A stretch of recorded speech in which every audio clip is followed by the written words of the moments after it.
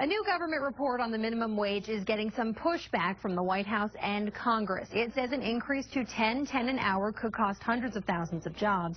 And tonight, the agency at the center of the claim is backing up its study. Our Nicole Killian is in Washington tonight with more on the war over worker wages.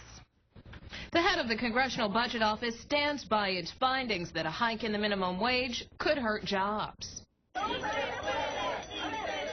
It's an issue that has sparked worker walkouts around the country and prompted the president to sign an executive order.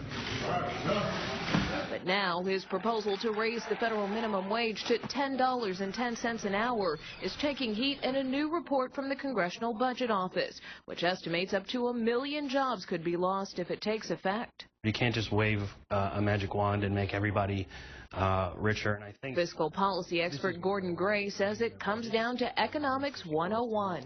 Going back to the idea of basic economics, you raise the cost of something, you're going to do less of it. So employers are going to hire less people. This is actually a really positive. Labor economist Heidi Shearholt says it's not that simple. So you increase wages, that's increasing the price of workers, you'll decrease employment. So that's what the Econ 101 story is that we all learned.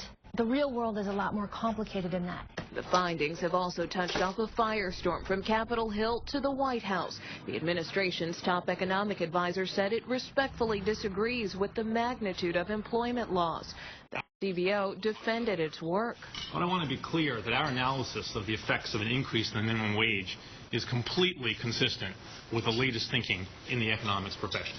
The CBO director went on to say that a balanced reading of the report would probably have a small negative effect on employment. And if the minimum wage is increased, the report also states that 16.5 million people would get a raise, lifting almost 1 million people out of poverty. In Washington, I'm Nicole Killian reporting.